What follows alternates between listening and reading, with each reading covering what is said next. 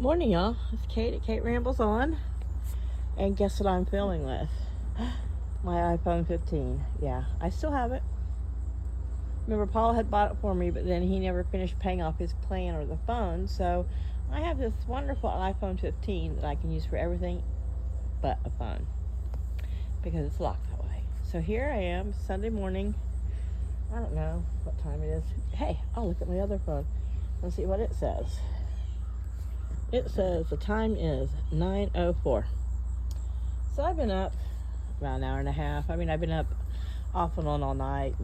I came out here about 3 and sat for about a half hour. I just have been having trouble sleeping, and I don't know why. I don't know if it's because I changed my bed setup. I got rid of that mattress that made mine so high. But no, I was sleeping. I don't know. Who knows? I didn't do much yesterday, so maybe I just wasn't tired enough. And Friday, I think I was just overtired. Like, you're so tired, and when you go to bed, it's just like restless. It's like, I think the adrenaline from the week, my body still had too much of it coursing through my body. But anyway, so you can see I've changed the setup here. I thought I'd make a little wee video about it. Sorry, it's my neighbors in their rat-ass truck. So, look at this. End of the season. And here is my lantana. Finally making a show. So I can only think that because they were little rescues and they were still so young, it was so hot, they didn't have the strength to be tolerating to really produce flowers. I think they were just too busy surviving in the heat like the rest of us. But now they're looking pretty. They've got some beautiful, just red. So any butterflies out or pollinators, they're going to be very happy. So there is yellow and pink snapdragons. Yellow snapdragons. I love snapdragons. They're just so ugly when the flowers die off. And the dianthus is doing well. Oh, I need to get some birdseed, but I watered my 6-foot cosmos. So right now they look like they're about a little bit taller than me when I look at them straight on. But I'm about 6 inches above the ground level. At least, yeah, I'm several, probably 4 to 6 inches below ground level. So they're nice and tall. They got to water this morning. So that's one thing about them is I've been watering on this, but they get droopy when the petals get heavy. So yesterday I only had that one. And you can see there are 2 more beside it, fixing to pop up. And then here I have some of the darker cosmos. So we'll see. Those I've kind of propped up because they're just so delicate. They don't hold up well. I don't want that pretty flower tied in with that ugly. There. I just want it to have some sort of support. I'm sorry, I almost got like a hiccup yawn thing so that they can, the sun will make them stretch back up. So that's pretty good. The coreopsis is not bloomed yet. I hope it does. I still have this Chinese forget-me-not. And you can see the whites have closed up already and the pinks are just now closing up as they're getting sun. But all those little black things you see on top of there, if you've never seen it, those are the seeds of a 4 o'clock. And they're really hard and they're round. Sorry, I've had to cut all my nails off. I break them at work too much. But that's what they look like. And I've pressed some into this dirt over there. And there's some little things popping out. I don't think it's more 4 o'clocks. If they do, they'll still go back dormant. They're a perennial, but I just have been collecting, like I said in yesterday's video, a little bit of each color so I can have kind of a mix of color there. And then when it's time to put the mums, which have not, are getting close to blooming, I'll get the rest of that little stuff out, and they're going to go here at this end. And hopefully some of the stuff that I don't recognize and that was in the other seed packets, that was just a mix, will be perennial. But we'll see. I think when everything's done, I'm going to bring in a little, some more garden soil and give everything a good covering and then some mulch for the winter. Just a light mulch, because too much mulch, too heavy a mulch, those little seedlings come spring won't be able to press through. And then I've got a bunch of mulch to remove and do something with. So I might just, it'll depend on the winter. I was talking with a neighbor about winterizing, and I think I'm going to use a tarp, but I think I'm also going to get a few, especially on the northeast side, which is the side behind me. And I might as well walk around. I don't know why I'm sitting down on my lazy butt. I'm going to, I think from here around the back, I'm probably going to use some of that foam board, because there's a lot of places here where, you know, one sheet I can cut in half long ways and it'll go further, because see, this is much shorter to the ground here, and I want to cover this, but I want to be able to leave room for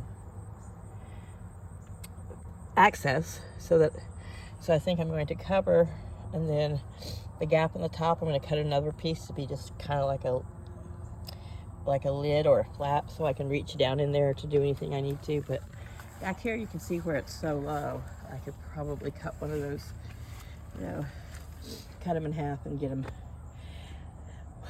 wedged under there or taped. I'll probably wedge some, but yeah. And then this is the south side, and I'm pretty protected, but any draft is a draft, so I might tarp this. It's just going to depend. It's cheaper to get tarps than it would be to buy that foam board, but I want something that can't blow. If I do just tarping, then I'm going to buy some used hay bales, like leftover after Halloween and after hay rack rides, all that stuff. A lot of churches and places who do those things, then they're stuck with all this hay. So, or people just want to get rid of cheaper old hay. So I'm going to get some inexpensive hay bales that aren't hay that's not worth beating to any kind of animal. And I can use that to block the wind and to keep the tarp from blowing. So I think that's what I'm going to do. I mean, this is, like I've said, this winter is an experiment for me in the camper. So today's project, what's cool, is headlight restoration. They're not super bad, but they are a lot dimmer. So I'm going to, in this car, unfortunately, I can't just buy these caps and covers. Even if the light goes bad, I can't just buy this as a separate piece. You know, this is fine. The only thing is the cover, but you have to buy the entire light assembly, and they're not cheap. So I've got some stuff by Turtle Wax, which one of the guys said, you know, if you're going to do it this way, it's one of the better ones, so I'm going to do that. I've still got green tomatoes to finish frying. I was going to have them for lunch yesterday, but then I got lazy and decided just to have a sandwich. So I still got green tomatoes going like crazy. And a bunch of new cherry ones. The purslane is holding up, even though we've had some cooler nights. The asparagus fern, I don't really have a place to hang it or put it in the house this winter. I could just put it on my table. My sister said that once it starts to go dormant, I can pull that all up and just give it a buzz cut, and then it'll just come right back, and set it under a cabinet or in a corner and let it dry out, and it'll come back on its own. So I might do that. As much as it'd be so pretty, you know, dealing with it in the house. It should be making berries by now, but it's a transplant. So we'll see. I'll see how it goes. So anyway, my log, if you can see it over there, the bark is rotting and coming off. Standing up on its end, my neighbor said he noticed that the ones that he kept, he brought two to me, and he thought mine were still holding up well, but his were falling apart. This one's holding up well, but it's under the canopy, so it doesn't get the weather. And they're pretty old, so I think it's standing on the end and being watered. Water was getting between the bark and the wood, and we'll see. But I just rolled it out there, and I pulled off some big pieces of wood there, and I threw it down, and I'm hoping that it'll dry out, and then I can turn it on its end and use it like a little end table or a stool or whatever. So I moved the pumpkins and the mums over here, so that this one is not getting blocked rain from being slightly under here, and they're not going to get a line in them if we get rain, you know, when rain comes off the canopy. And I don't know when I should put my canopy up. I guess when weather starts to get bad, and, you know, I think it's still got several years. A lot of people don't leave theirs out all day. A lot of people here have canopies that don't work, but, you know, I like to come out and, enjoy the rain. I like to step on my porch or bring in my groceries without getting soaking wet. So that's my whole thing about leaving the canopy up. Or to, not be blasted by the sun. It also helps keep so much of this easterly sun from going in the windows of my camper. And this is my little Springdale Mini. So anyway, you all know that. So I just moved the pumpkins and just kind of set them out that way. Again, the smaller one is going to be the scarlet red, the really dark red, and that one's going to be bronze. I just thought they would be a nice color contrast with all the other colors down here. But yeah, that'll work, and I can enjoy it. And I still have the prettiest little lot. My basil, I think you saw yesterday's video. Oh, look at that basil, it's doing really good. Gonna make a pasta salad, but unfortunately, since we had some cancellations and a holiday and 2 weeks that we had a day off in the middle of the week, unfortunately my paycheck was about $300 less than usual. So that meant Kate didn't do any grocery shopping this past 2 weeks. So yeah, I'm getting by on just some bare basics. I have some stuff that's been in the freezer, rice and beans. For a week, I'll be fine. Well, I've only got today and 4 days till payday, so. And from my calculations, unless Monday and Tuesday are just really big days, this is not going to be an awesome paycheck either. It'll be another one of those, all my bills will be paid and all that. And that's what I do. I pay all my bills, and whatever's left is what's left, and I make do living on it. I don't try to, shuffle payments or, rob Peter to pay Paul. My check comes in, anything that's going to be due to come out of that paycheck, I pay it, whether it's due that day or not. I just get it taken care of, and then I will stretch the rest of it, and I'm good at that. So anyway, we're just looking at my pumpkins, and I don't know, I got the one little orange one, but, and it's not that I dislike orange, I just didn't want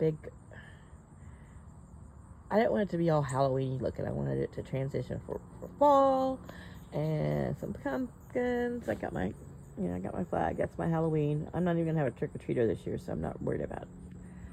But I am. But this is gonna look cute for fall. Once those bloom.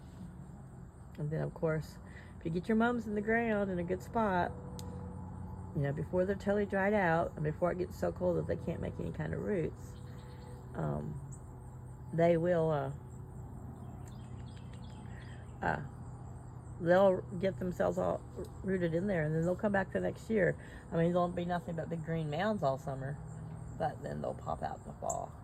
So I think that's why I'm going to put them over there. I think they'll be also good to help keep any more washout, and that's because water does still come down that hill and runs through the back side of my garden a little bit. Not a lot. That little canal they dug has really helped and made a difference, but we haven't had a lot of rain either since they dug it. So anywho, I'm just going to join the last of the color. These have there's one little bud, and I think today I'll feed them to the goats. But as you can see, it's 9 o'clock, and the goats at 9 a.m. are still locked up in their overnight shed. Because these people over here, you can read all over their face. During the pandemic, and they watched too many videos, thought they're going to have a little homestead. They got these animals, they are feeding them and taking care of them, but they pay no attention to them. They're never out here spending any time with their goats. And these people have chickens and they have horses, but they obviously don't get up with their chickens. They don't even hear chickens yet. So they're just lazy, keeping their fat asses in bed instead of coming and letting their animals out on a nice cool morning.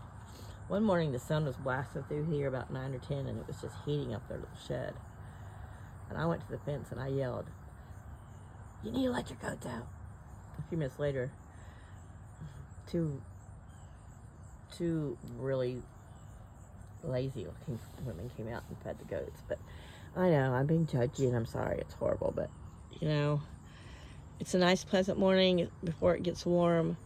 Get up in the morning. If you're going to have farm animals, get up at farmer time and let your damn animals out. so they can enjoy the cool morning of grazing and get to where they going to be for the day instead of waiting till it's hot and then letting them out. But yeah, I think this is disgusting that it's after 9 o'clock and these animals are all still locked up. So, oh well. Maybe we need that fence there so I don't get all incensed over people not treating their animals like I would treat them. Yeah, I know, I'm old and cranky. I'm a curmudgeon. And I'm just rambling about it. So anyway, this is how things have changed a bit. If you haven't seen, this is a little, it's made of a plastic material. It's woven, and it's washable, it's reversible, and it's just a rug so that I can walk, if I step out here without my shoes, I'm not on rock, but I'm not stepping in wet. You know, just a little protection and a little more comfort. And it looks better. And I didn't, there's so many to pick from, and I didn't want anything that looks like, you know, I don't like the beach motif, you know, all those colors. It's just tacky. If you live at the beach, fine, but, you know, I'm sorry, I don't go for that. I like earthy, more natural tones. I wonder what that is. This morning, the Berwick's wrens were really singing, and so was the other Carolina wrens. All right, well, I'll let you guys go. It's just been me rambling a little bit. 15 minutes of just morning sitting in the homestead. Look, we have a downy woodpecker. Oh, there he is. See a little bird hopping around there on that little limb? That is a downy woodpecker. And he's looking over here at the suet feeder like, this lady will shut up. I'm gonna go over here and eat. If you've never seen a downy woodpecker, there you go. Their beaks aren't as long as like the red-bellied woodpecker and some of the other woodpeckers that are common here. Where's he at? Oh, I missed him. He's on a branch. He's somewhere where he's kind of hiding from me, but I can hear his chirp. Okay, we're gonna watch. He's fixing to scoot down the tree.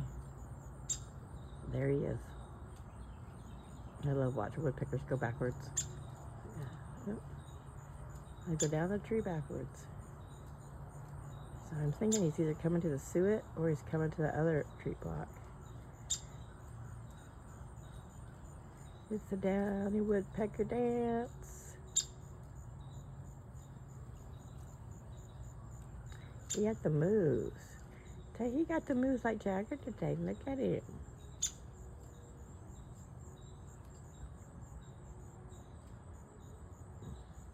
And see, he has a little bit of red on his head. Like a red-headed woodpecker, but his is more like a small little cap or beanie. Or a yarmulke. It's really small. Oh, there he's on the other one. There he goes.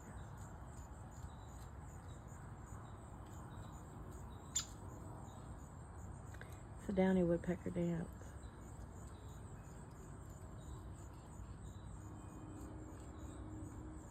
He's smaller in size. He doesn't have as long and pointed of a beak.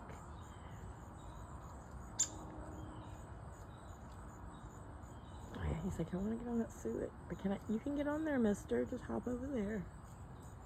Yeah, I'm lawn chair coaching. Yeah, I'm not an armchair coach. I'm a lawn chair coach. Come on. You can do it, little one.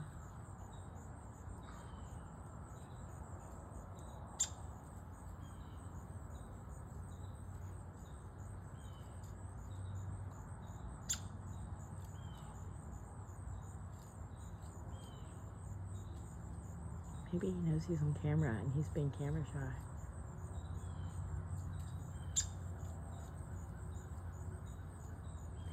See, the finch feeder is getting a little bit lower, so the house finches have found the Niger seed.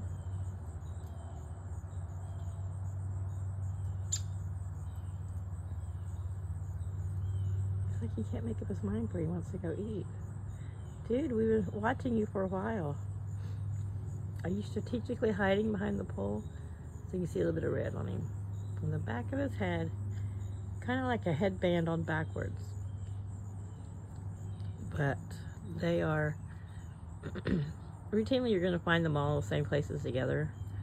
Not like to hang out and like, hey, you're my roommate, but on the same hardwoods and frequenting some of the same feeders. I hear them every now and then. I think I might have some suet.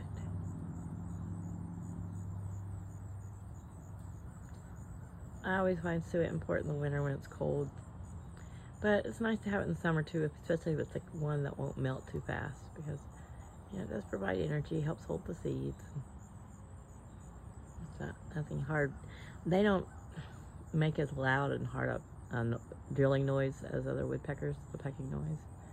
And they're pretty small. They're about, I don't know, they're about the size.